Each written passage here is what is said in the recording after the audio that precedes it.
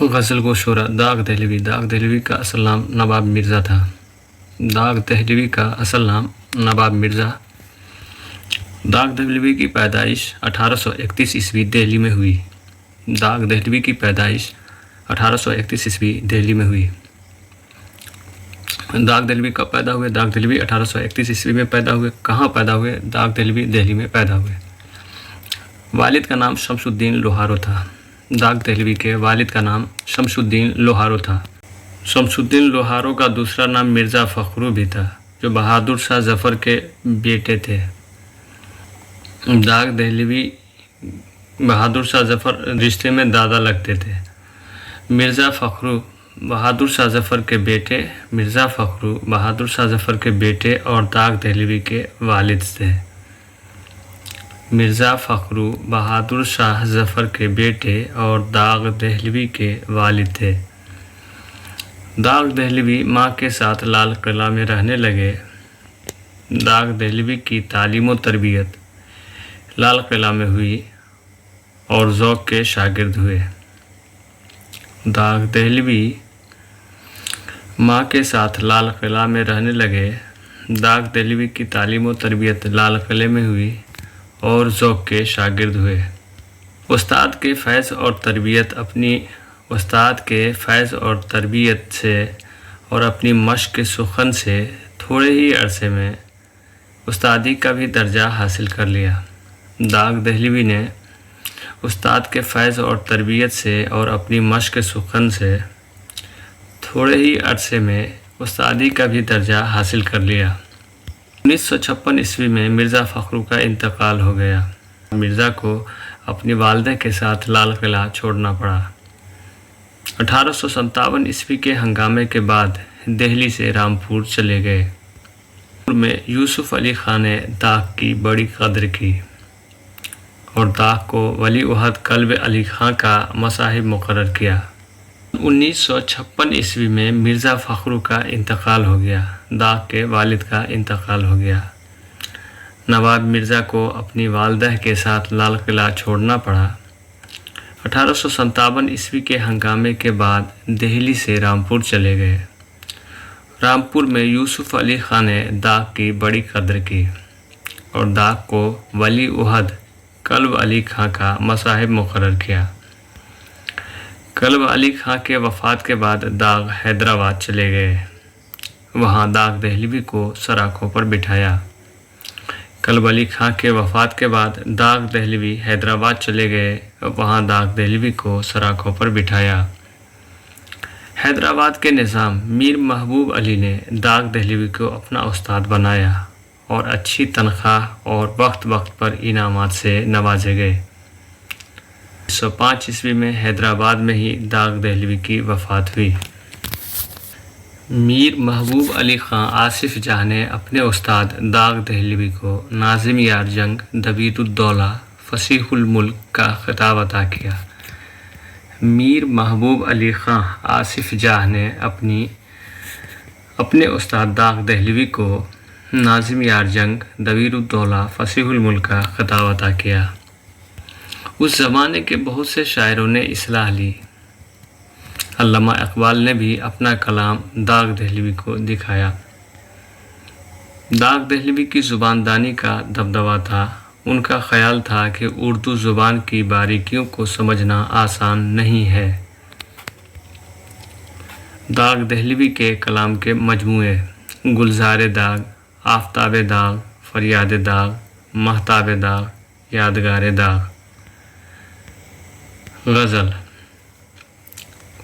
خاطر سے یا لحاظ سے میں مان تو گیا، خاطر سے یا لحاظ سے میں مان تو گیا، جھوٹی قسم ہے آپ کا ایمان تو گیا، جھوٹی قسم ہے آپ کا ایمان تو گیا، خاطر سے یا لحاظ سے میں مان تو گیا، جھوٹی قسم ہے آپ کا ایمان تو گیا۔ سبق ایسا پڑھا دیا تو نے، دل سے سب کچھ بھلا دیا تو نے، سبق ایسا پڑھا دیا تو نے، دل سے سب کچھ بھلا دیا تو نے۔ اردو کا پہلا سوانح نگار، اردو کا پہلا باقاعدہ تنقید نگار۔ ख्वाजा अल्ताफ़ हुसैन हाली। हाली नाम ख्वाजा अल्ताफ़ हुसैन और तखल्लुस हाली था। 1837 ईस्वी में पानीपत में पैदा हुए। 1837 ईस्वी में पानीपत में पैदा हुए। वालिद का नाम इज़्ज़त बख्श था। वालिद का नाम इज़्ज़त बख्श था। हाली अभी 9 बरस के थे कि वालिद का इंतकाल हो गया। इल्म हासिल करने के शौक़ में दिल्ली चले आए। अदबी मजलिसों और शेफ्ता और गालिब की सोहबतों में हुई। अदबी मजलिसों और शेफ्ता गालिब की सोहबतों में हुई। 1956 ईस्वी में हाली ने हिसार में कलेक्टर के दफ्तर में मुलाजिम हुए। 1956 ईस्वी में हाली हिसार में कलेक्टर के दफ्तर में मुलाजिम हुए। सन 1857 ईस्वी के हंगामे से मुलाजमत जाती रही। सन 1963 ईस्वी में नवाब मुस्तफ़ा खान शेफ्ता से वाबस्ता हो गए और तकरीबन 8 वर्ष तक उनके साथ रहे। शेफ्ता की वफ़ात सन 1869 ईस्वी में हुई और गालिब की वफ़ात भी सन 1869 में हुई थी। सन 1872 ईस्वी में हाली लाहौर चले गए और बुक डिपो में मुलाजिम हुए। 1872 ईस्वी में हाली लाहौर चले गए और बुक डिपो में मुलाजिम हुए। यहाँ अंग्रेज़ी किताबों के उर्दू तर्जुमों की इस्लाह की खिदमत की। यहाँ अंग्रेज़ी किताबों के उर्दू तर्जुमों की इस्लाह की खिदमत की। 4 साल वहाँ रह कर दिल्ली वापस आ गए और एंग्लो अरबिक स्कूल में मुदर्रिस हुए। सन 1887 ईस्वी में हैदराबाद रियासत ने इनके लिए 75 रुपये माहवार वजीफ़ा मुकर्रर किया। सन 1891 ईस्वी में ये वजीफ़ा 100 रुपया हो गया तो हाली ने स्कूल की मुलाजमत छोड़ दी और पानीपत जाकर तसनीफ़ व तालीफ़ के कामों में मशगूल हो गए। हाली की पहली नसरी तसनीफ़ मजालिसुन्निसा ये नावल है।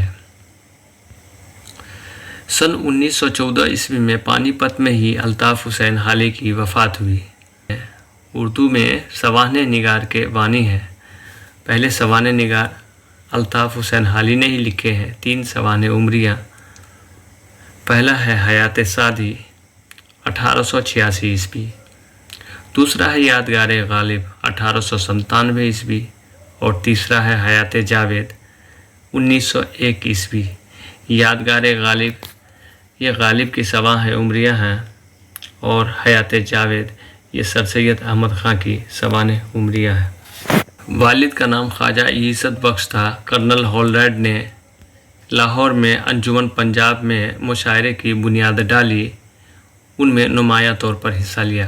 कर्नल हॉलरैड ने लाहौर में अंजुमन पंजाब में मुशायरे की बुनियाद डाली, इनमें नुमाया तौर पर हिस्सा लिया। सर सैयद अहमद ख़ां के रफ़्क़ा में ख्वाजा अल्ताफ़ हुसैन हाली का नाम बहुत ही अहमियत के हामिल है, क्योंकि हाली ने सर सैयद के मिशन को पूरे तौर पर अपना लिया। गज़ल। अब भागते हैं सायाए इश्क़े बुता से हम, कुछ दिल है डरते हुए कुछ आसमां से हम। अब भागते हैं सायाए इश्क़े बुता से हम, कुछ दिल है डरते हुए कुछ आसमां से हम। गज़ल गो शुरा ख़ान बहादुर मौलाना सैयद अली मोहम्मद शाद अज़ीम आबादी। शाद अज़ीम आबादी असल नाम सैयद अली मोहम्मद। ख़ास करके इस नाम को याद रखना है। नज़ीर अकबर आबादी का असल नाम वली मोहम्मद और शाद अज़ीम आबादी का असल नाम अली मोहम्मद है। और ये एग्ज़ाम में बार बार पूछा भी जाता है, क्योंकि अली मोहम्मद और वली मोहम्मद में बहुत कन्फ्यूजन पैदा हो रहा है। शाद अज़ीम आबादी का असल नाम अली मोहम्मद और नज़ीर अकबर आबादी का असल नाम वली मोहम्मद है। अज़ीम आबाद में 1846 ईस्वी में पैदा हुए। शाद अज़ीम आबादी, जिनका नाम सैयद अली मोहम्मद है, अज़ीम आबाद मतलब पटना में 1846 ईस्वी में पैदा हुए। वालिद का नाम सैयद तफज़्ज़ुल हुसैन था। वालिद का नाम सैयद तफज़्ज़ुल हुसैन था। अज़ीम आबाद यानी पटना में ही इब्तदाई तालीम अरबी और फ़ारसी की हासिल की। बाद में कुछ अरसा तक अंग्रेज़ी भी पढ़े। उस्ताद शाद अजीम आबादी के उस्ताद इबरती और उल्फत हुसैन फरियाद वगैरह और दूसरे उस्ताद भी इनके हैं। इबरती और उल्फत हुसैन फरियाद। शाद अजीम आबादी ने जब शायरी में कदम रखा तो लखनवी शायरी का उरूज था। शाद अजीम आबादी ने जब शायरी शुरू की तो उस वक्त लखनऊ शायरी का उरूज था। शुरू में शाद ने उसी रंग को अपनाया। शाद ने शुरू में लखनवी शायरी ही को अपनाया। वजह ये हुई कि शाद की शायरी में तसना, तकल्लुफ़ और सतहियत व शौक़ियत आ गई। उन्होंने संभल कर शेर कहना शुरू किया और उफ़क़ पर छा गए। शाद लखनवी शायरी को छोड़े अपनी अलग एक राह ली शायरी में। उसके बाद उन्होंने संभल कर शेर कहना शुरू किए और उफ़क़ पर छा गए। शाद ने गज़ल के दामन को वसी किया। शाद का अंदाज़ बयां मुनफरिद है। गज़ल के अलावा मरसिया और मसनवियाँ भी लिखी हैं। 1927 ईस्वी में शाद अजीम आबादी की वफ़ात अजीम आबाद पटना में हो गई। गज़ल। ढूंढोगे हमें मुल्को मिलने के नहीं नायाब हैं हम। ताबीर है जिसकी हसरतो गम ऐ हम नफ्सो वो ख्वाब हैं हम। ढूंढोगे हमें मुल्को मिलने से नहीं नायाब हैं हम। ताबीर है जिसकी हसरतो गम ऐ हम नफ्सो वो ख्वाब हैं हम। तमन्नाओं में उलझाया गया हूँ, खिलौने दे के बहलाया गया हूँ। असल में शाद अजीम आबादी के बारे में और ज़्यादा जानकारी हासिल करनी हो तो अब देख सकते हैं कि शाद अजीम आबादी के वालिद जो है ये नहीं चाहते थे कि शाद अजीम आबादी शायरी करे।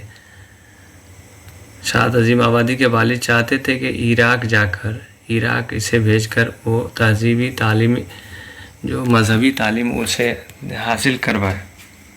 लेकिन शाद चुपके शुरू से ही शायरी करते थे और रात में जागने की वजह से उसके पेट में जो मैदे की कमज़ोरी हो गई। डॉक्टर को बुलाया। डॉक्टर ने उसका इलाज किया तो दिल के मरीज़ हो गए और उसी दिल के मरीज़ बनकर ही रह गए। जब अब्दुल कादिर सरवरी पटना आए तो शाद अजीम आबादी ने अपना कलाम अब्दुल कादिर सरवरी को दिखाया। अब्दुल कादिर सरवरी रिसाला मुहसिन के मुदीर थे। शाद अजीम आबादी के कलाम को रिसाला मुहसिन में छापना शुरू किया। इसके बाद शाद अजीम आबादी की शोहरत व मकबूलियत हुई।